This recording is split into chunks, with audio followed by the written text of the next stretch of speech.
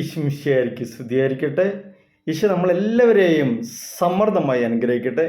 നമുക്ക് ഇന്ന് ഉൽപ്പത്തി പുസ്തകത്തിലെ 50-ാം അധ്യായത്തിലെ 20-ാം തിരുവചനം വായിക്കാം. വചനത്തിൽ ഇങ്ങനെ പറയുന്നു: നിങ്ങൾ എനിക്ക് തിന്മ ചെയ്തു, പക്ഷേ ദൈവം അത് നന്മയാക്കി മാറ്റി. ഇന്ന് കാണുന്നത് പോലെ അനേകരുടെ പേരുടെ ജീവൻ രക്ഷിക്കാൻ വേണ്ടിയാണ് അവിടുന്ന് അത് ചെയ്തത്. Praise the Lord. ദൈവം മോശയ്ക്ക് പ്രത്യക്ഷപ്പെട്ടു. അദ്ദേഹത്തോട് പറഞ്ഞു, നീ ഫറവോയുടെ അടുത്ത് ചെന്ന് എൻ്റെ ജനമായ ഇസ്രായേൽ മക്കളെ പുറത്തു കൊണ്ടുവരണം. മോശ കർത്താവിനോട് പറഞ്ഞു, കർത്താവേ, ഞാൻ ഒരിക്കലും വാക്ചാതുര്യം ഉള്ളവനായിരുന്നില്ല. സംസാരിക്കുമ്പോൾ നാവിന് തടസ്സമുള്ളവനാണ് ഞാൻ. പുറപ്പാട് പുസ്തകത്തിലെ 4-ാം അധ്യായത്തിൽ 10-ാം തിരുവചനമാണ് ഞാൻ പറഞ്ഞത്. മോശ അങ്ങനെ പറഞ്ഞപ്പോൾ അവൻ വീണ്ടും അതിനെ ദൈവത്തോട് പറഞ്ഞു. അവൻ പിന്നെ അത് പറഞ്ഞു. അപ്പോൾ എന്നാൽ കർത്താവ് അവനെ ധൈര്യപ്പെടുത്തി അവനോട് പറഞ്ഞു, സംസാരിക്കാൻ നിന്നെ ഞാൻ സഹായിക്കാം. നീ പറയേണ്ടത് എന്തെന്ന് ഞാൻ പഠിപ്പിച്ചു തരും. മോശ പുറപ്പാട് പുസ്തകത്തിൽ കണ്ടിന്യൂസ് ആയിട്ട് പറയുന്ന വചനമാണ് ഞാൻ പറഞ്ഞത്. മോശ തന്നെ കൊല്ലാൻ അന്വേഷിക്കുന്ന ഫറവോയുടെ അടുത്തേക്ക് പോയി. ഫറവോയ്ക്ക് മാറ്റമൊന്നും ഉണ്ടായില്ല.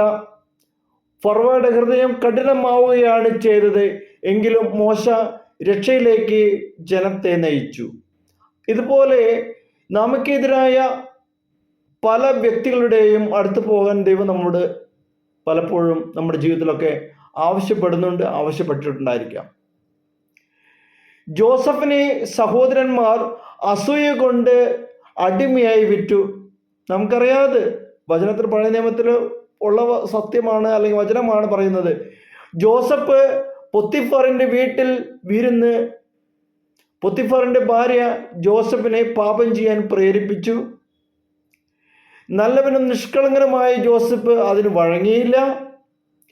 കോപാകുലയായ അവൾ ജോസഫിനെ കുറിച്ച് അപവാദം പരത്തി. അവൾ എങ്ങനെ പറഞ്ഞു? അവൾ തൻ്റെ ഭർത്താവിനോട് ഇങ്ങനെ പറഞ്ഞു, ഹെബ്രായ വേലക്കാരൻ ആ ജോസഫ് എന്നോട് മോശമായി എന്നോട് പെരുമാറി. എന്നാൽ അവൻ എന്നെ കറന്നു പിടിച്ചു. എന്നാൽ ഞാൻ നിലവിളിച്ചപ്പോൾ അവൻ പുറങ്കുപ്പായി ഉപേക്ഷിച്ചിട്ട് വീട്ടിൽ നിന്ന് ഓടി പുറത്തു കടന്നു. ഭാര്യ പറഞ്ഞത് കേട്ടപ്പോൾ അദ്ദേഹം രോഷാകുലനായി. അവൻ ജോസഫിനെ കാരാഗൃഹത്തിലാക്കി. എന്നാൽ അവസാനം ഫറവോ അവനെ ഈജിപ്തിന്റെ മുഴുവൻ അധിപനാക്കി. എല്ലാം ശാന്തമായി ക്ഷമയോടുകൂടി സഹിച്ച ജോസഫിനെ ദൈവം ഉയർത്തി. നമ്മുടെ ജീവിതത്തിലും നാമുമായി ബന്ധപ്പെടുന്ന വ്യക്തികളിൽ നിന്നോ സമൂഹത്തിൽ നിന്നോ പ്രയാസങ്ങൾ അനുഭവപ്പെട്ടേക്കാം. പലരും അനുഭവപ്പെടുന്നുണ്ടായിരിക്കാം. കാരണം നമ്മളെല്ലാം മനുഷ്യരാണ്.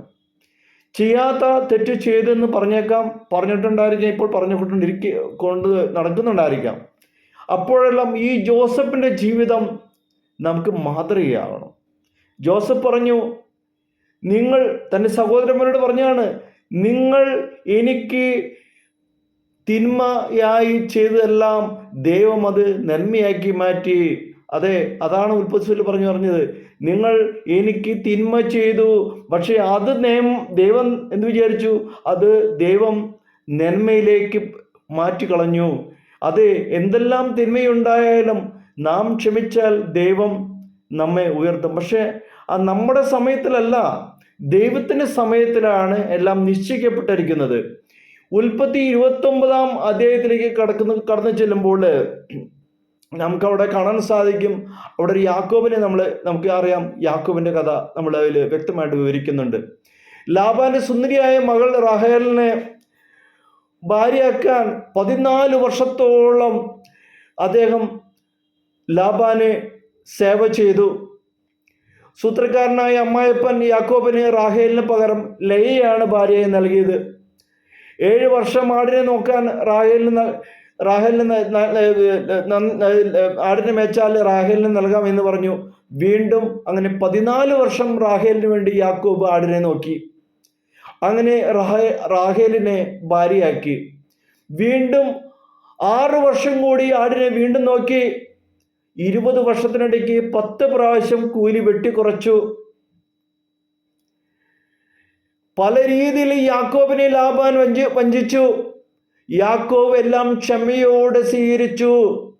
ദൈവം അദ്ദേഹത്തെ ഉയർത്തി. അതെ, എത്രത്തോളം ക്ഷമിക്കുന്നുവോ അത്രത്തോളം ഉയർത്തു. മാതാപിതാക്കളെ ബന്ധപ്പെട്ട് വേദനിക്കുന്നവർ യാക്കോബിനെ ഓർക്കുക. നമുക്കൊക്കെ അറിയാം, അതിൽ യാക്കോബിൻ്റെ ആ ക്ഷമാശീലമാണ്. നമുക്കറിയാം, ഇസ്രായേൽ ഗോത്രങ്ങൾ 12 ഗോത്രങ്ങളൊക്കെ പിന്നെ കടന്നു വരുന്നത് ഈ യാക്കോബിൽ കൂടിയല്ലേ. അപ്പോൾ ഈ ദൈവം എത്രയോ ആ യാക്കോബിൽ കൂടിയല്ലേ കർത്താവായ യേശുക്രിസ്തു പോലും കടന്നു വന്നിരിക്കുന്നത്. നമ്മളെന്താ പറയുന്ന, അബ്രാഹൻ യാക്കോബിൻ ഇസ്രായേൽ യാക്കോബിൻ ദൈവമേ എന്നല്ല പറയുന്നത്. അപ്പോൾ അബ്രാഹത്തിൻ്റെ ഇസ്ഹാക്കിൻ്റെയും യാക്കോബിൻ്റെയും ദൈവം, ആ യാക്കോബ് എത്രത്തോളം പീഡകൾ, അല്ലെങ്കിൽ ജോസഫ്, അവരെല്ലാം ആ ക്ഷമയോടെ സഹിച്ചപ്പോൾ, ആ തിന്മയെല്ലാം ഏറ്റെടുത്തപ്പോൾ അത് നന്മയായിട്ട് ദൈവം രൂപാന്തരം ചെയ്തു. ജോബിൻ്റെ കഥയുണ്ട് അടുത്തതായിട്ട് തന്നെ. ജോബിൻ്റെ വീട്ടുകാർ അദ്ദേഹത്തെ പരിഹസിച്ചു, ഭാര്യ പരിഹസിച്ചു. ഭാര്യ പറഞ്ഞു, ഇനിയും ദൈവത്തെ നീ പറഞ്ഞു ഇരിക്കല്ലേ, പോയി ചാവാൻ വരെ പറഞ്ഞു. ഭാര്യ പറഞ്ഞു, പാപി എന്ന് വിളിച്ചു.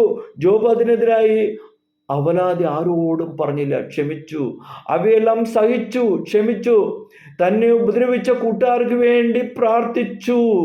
അപ്പോൾ ദൈവം ജോബിന് നഷ്ടപ്പെട്ടതെല്ലാം ഇരട്ടി. എന്നെ വളരെ സ്പർശിച്ചൊരു വചനമാണ് ജോബിൻ്റെ 42 അധ്യായത്തിലെ 10 തിരുവചനം. അവൻ അവർക്ക് വേണ്ടി, മറ്റുള്ളവർക്ക് വേണ്ടി പ്രാർത്ഥിച്ചപ്പോൾ ജോബിനുണ്ടായിരുന്നതെല്ലാം അതിൻ്റെ ഇരട്ടിയായിട്ട് കൊടുത്തു എന്നല്ല പറയുന്നത്, ഇരട്ടിയായിട്ട് തിരിച്ചു കൊടുത്തു. യാക്കോബും യോസേഫും ക്ഷമിച്ചതുപോലെ നാം നമ്മുടെ ജീവിതത്തിൽ ക്ഷമിച്ചാൽ മതിയോ? കർത്താവ് ക്ഷമിച്ചതുപോലെയാണ് നാം ക്ഷമിക്കേണ്ടത്. ദൈവത്തിന് ശക്തമായ കരത്തിന് കീഴിൽ, കൊളോസസിന്റെ പുസ്തകത്തിൽ പറയാണ് 3:11 പറയണേ, ദൈവത്തിന് ശക്തമായ കരത്തിന് കീഴിൽ നിങ്ങൾ താഴ്മയോടെ നിൽക്കുവിൻ, അവിടുന്ന് തക്ക സമയത്ത് നിങ്ങളെ ഉയർത്തും. ഏത് സമയത്താണ്? തക്ക സമയത്ത്. ഈ തക്ക സമയം തീരുമാനിക്കേണ്ടത് നമ്മളാണോ? അല്ല, ദൈവമാണ് ആ തീരുമാനം എടുക്കേണ്ടത്. അതിൻ്റെ ഓരോ വ്യക്തിക്കും എല്ലാത്തിനും അതിൻ്റെതായ ഒരു സമയമുണ്ട്. നമ്മളെല്ലാം ഈ ഡയലോഗ് നമുക്ക് സിനിമയിൽ പോലും കേട്ടുള്ളതാണ്. എല്ലാത്തിനും ഒരേ സമയമുണ്ട്.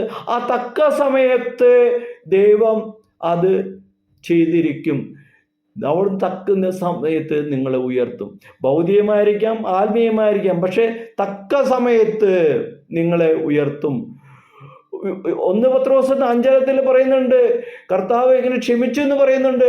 അവിടുന്ന് യൂദാസിനോട്, യൂദാസെ കർത്താവ് ചോദിക്കുന്നുണ്ട്. ലൂക്കയിലെ 22 അധ്യായത്തിലെ 47 പറയുന്നുണ്ട്, യൂദാസെ നീ മനുഷ്യപുത്രനെ ഒറ്റിക്കൊടുക്കുകയാണോ? ശാന്തമായ ചോദ്യമായിരുന്നു കർത്താവിൻ്റെ. യൂദാസെ നീ മനുഷ്യപുത്രനെ ഒറ്റിക്കൊടുക്കുകയാണോ? ശാന്തമായ ചോദ്യം. ക്രിസ്തു അവൻ്റെ പേര് വിളിച്ചാണ് ചോദിക്കുന്നത്. നിങ്ങൾ ആരെങ്കിലും എന്നെ ഒറ്റ കൊടുക്കുന്നുണ്ടോ എന്നല്ല ചോദിക്കുന്നത്. യൂദാസേ നീ ചോദിക്കുന്നുണ്ട്. ക്രിസ്തു അവൻ്റെ പേര് വിളിച്ച് ചോദിച്ചു. പ്രിയമുള്ളവരെ, സമൂഹത്തിൽ ചിലർ ഹൃദയം വിങ്ങുന്ന വേദന അനുഭവിക്കുന്നവരാകാം. നമ്മളിൽ ചിലരുണ്ടായിരിക്കാം. ഒരുപക്ഷെ മറ്റുള്ളവരിൽ നിന്നുള്ള വഞ്ചനാപരമായ പ്രവർത്തനം മൂലം യേശുവിന് ആ വേദന അറിയാൻ സാധിക്കും. ലൂക്ക 22:53 പറയുന്നുണ്ട്, ഇത് അന്ധകാരത്തിൻ്റെ ആധിപത്യമാണ്. ഈ സമയം എന്താണ്? നമ്മൾ പോയിക്കൊണ്ടിരിക്കുന്ന സമയം അന്ധകാരത്തിൻ്റെ ആധിപത്യമാണ്. പ്രിയമുള്ളവരെ, വെറുപ്പിനും വൈരാഗ്യത്തിനും ശ്രമിക്കുന്നവരിൽ നിന്ന് അവരാരാണ്? അന്ധകാര ശക്തികളാണ്. ആ അന്ധകാര ശക്തികളാണ് ഇപ്പോൾ ഭരണം നടത്തുന്നത്. ഞാൻ ഗവൺമെന്റിനെ കുറിച്ചല്ല പറഞ്ഞത് കേട്ടോ. അന്ധകാര ശക്തികളാണ് എല്ലാവരുടെയും ഭരണം നടത്തുന്നത്. കോപിച്ചു കൊള്ളുക. എഫെസസ്സുടെ 4:28 പറയുന്നുണ്ട്, കോപിച്ചു കൊള്ളുക, എന്നാൽ പാപം ചെയ്യരുത്. നിങ്ങളുടെ കോപം സൂര്യൻ അസ്തമിക്കുന്നവരെ നീണ്ടു പോകാതിരിക്കട്ടെ. സാത്താന് നിങ്ങൾ അവസരം കൊടുക്കരുത്. ഉറങ്ങുന്നവരുടെ അടുത്ത് സാത്താൻ ഉണ്ടാകും എന്ന് ഓർമ്മിക്കുക. കാരണം നമ്മളെല്ലാം അറിയുന്നിട്ട് അറിയാതിരിക്കുന്ന ഭാവിക്കരുത്. നമുക്കെല്ലാം അറിയാൻ വചനങ്ങൾ. 1 യോഹന്നാന്റെ 4:16 പറയുന്നുണ്ട്, ദൈവം സ്നേഹമാകുന്നു എങ്കിൽ വെറുപ്പ് പിശാചാണല്ലോ. ദൈവം കോലാഹലത്തിന്റെ ദൈവമല്ല, സമാധാനത്തിന്റെ ദൈവമാണ്. ശബ്ദഘോഷങ്ങളിലൂടെയല്ല, ശാന്തതയിലൂടെയാണ് ദൈവം നമ്മളിലേക്ക് കടന്നു വരുന്നത്. അപ്പോൾ ആ ക്ഷമിക്കുന്ന സ്നേഹം, ദൈവത്തിൻ്റെ തക്ക സമയത്തിന് വേണ്ടി നമ്മൾ ഒരുങ്ങിയിരിക്കുകയാണെങ്കിൽ തീർച്ചയായിട്ടും തക്ക സമയത്ത് ദൈവം നമ്മളെ ഉയർത്തിരിക്കും. അതോ എന്താണ്, നമ്മൾക്ക് കിട്ടിയിരിക്കുന്ന തിന്മ പോലും ദൈവം നന്മയാക്കി മാറ്റിക്കളയും എന്നുള്ള തീർച്ചയായും ഉറച്ച വിശ്വാസം നമ്മൾ ഏറ്റെടുക്കുക. അത് ജോസഫ് തൻ്റെ സഹോദരന്മാരോട് പറഞ്ഞു, എന്താണ് നിങ്ങൾ എന്നെ അതിൻ്റെ മറ്റുള്ള കഥയിലേക്ക് പോകുന്നില്ല, പൊട്ടുകുളത്തിൽ തള്ളിയിട്ടു, അങ്ങനെ അവർ ഇവിടെ എത്തി, ഇതൊക്കെ നമുക്കറിയാവുന്ന കാര്യമാണ്. പക്ഷെ ജോസഫ് ചോദിച്ച ചോദ്യമുണ്ട്, നിങ്ങൾ എനിക്ക് തിന്മ ചെയ്തു, പക്ഷേ ദൈവം അത് നന്മയാക്കി മാറ്റി. പ്രിയമുള്ളവരെ, എന്തെല്ലാം തിന്മയുണ്ടായാലും നമ്മുടെ ചിന്താഗതി, മറ്റുള്ളവർ നമുക്ക് വേണ്ടിയിട്ട് എന്ത് തിന്മ ചെയ്താലും നമ്മുടെ ചിന്താഗതി നന്മയിൽ ആഴ്ന്നിറങ്ങിയുള്ള പ്രവർത്തന രീതിയാണെങ്കിൽ, അല്ലെങ്കിൽ നമ്മൾ നന്മയിലൂടെയാണ് സഞ്ചരിക്കുന്നതെങ്കിൽ, നമ്മൾ ക്ഷമിച്ചുകൊണ്ട് നമ്മുടെ ദൈവത്തിന് വേണ്ടി നമ്മൾ സമർപ്പിച്ചവരാണെങ്കിൽ ആ തക്ക സമയത്ത് ദൈവം നമ്മളെ ഉയർത്തിയിരിക്കും. ഈ അടിസ്ഥാന വചനം നിങ്ങളുടെ ഓരോരുത്തരുടെയും ഹൃദയത്തിൽ എഴുതപ്പെടട്ടെ. ദൈവം നമ്മളെ അനുഗ്രഹിക്കട്ടെ. നല്ലവനായ യേശുവേ കർത്താവേ, ഞങ്ങളിത് പൂർണ്ണമായി സമർപ്പിക്കുന്നു. കർത്താവേ, ഞങ്ങൾക്കെതിരായിട്ട് തിന്മ പ്രവർത്തിച്ചതെല്ലാം ഞങ്ങൾക്ക് നന്മയായിട്ട് ഭവിക്കട്ടെ. അങ്ങ് തക്ക സമയത്ത് ഞങ്ങൾക്ക് വേണ്ടി പ്രവർത്തിക്കുമെന്ന് ഞങ്ങൾ വിശ്വസിക്കുന്നു. കർത്താവേ, നിന്റെ പരിശുദ്ധാത്മാവിനാൽ ഞങ്ങൾ നിറയ്ക്കണമേ. ഹല്ലേലൂയ.